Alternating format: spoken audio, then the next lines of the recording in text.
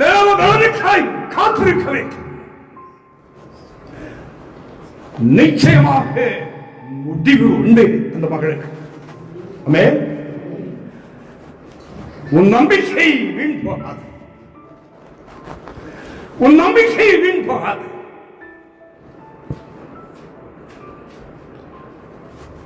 ஒரு நாள் என்னுடைய தாயாரை நான் தேடுகிறேன். அவர்கள் ஆலயத்திற்குள்ளே இருக்கிறார்.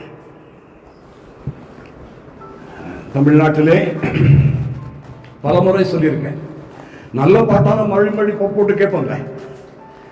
நல்ல பாட்டான என்ன செய்வோம்? ஆமாம். அதுபோல நான் சொல்லியே சொல்வேன், நீங்க கேட்டே கேட்கணும், வேற வழியே இல்லை. Praise the Lord. அப்போ அவங்க ஆலயத்தில் தான் இருப்பாங்க. தேடி போனா அந்த இருட்டுக்குள்ள, அந்த மெழுகுபர்த்தி வெளிச்சத்துக்குள்ள எல்லாரும் ஒரு தூண் பிடிச்சிக்குவாங்க. ஆலயத்தில் பிரம்மாண்டமா இருக்கும் ஆலயம். எல்லாரும் ஒரு தூணை பிடிச்சிக்குவாங்க.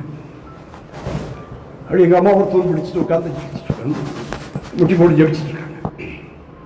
ஹல்லேலூயா, ஹல்லேலூயா. விரிவாய் சொல்ல எனக்கு நேரம் இல்லை. ஆனால் அவர்கள் அழுது அழுது ஜெபித்தார்கள். அவர்கள் அழுது அழுது ஜெபித்தார்கள். நாங்கள் 3 பிள்ளைகள் அவர்களுக்கு. சிலருக்கு கடவுள் இருந்தும் இல்லாத மாதிரி. ஆனா எங்க அம்மாவுக்கு இல்லை. அப்படி கர்த்தருடைய பரிசுத்த நாமம் மகிமைப்படுவதாக. பாருங்க, அந்த தாயினுடைய கண்ணீர் பிரச்சனைகளுக்கெல்லாம் ஒரு முடிவை கொண்டு வந்தது. அல்லேலூயா. அந்த முடிவு தான் இன்றைக்கு நான் இந்த இடத்துல இருக்கிறேன். அல்லேலூயா. பெரிய பிச்சைக்காரனா வந்த பெங்களூருக்கு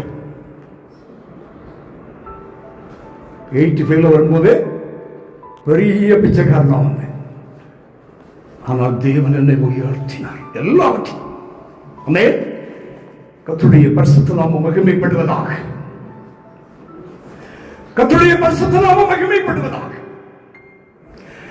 எல்லா பிரச்சனைக்கும் முடிவு உண்டு. கர்த்தருடைய பரிசுத்த நாமம் மகிமைப்படுவதாக. இப்படி நாமே ஒரு முடிவுக்கு வரக்கூடாது.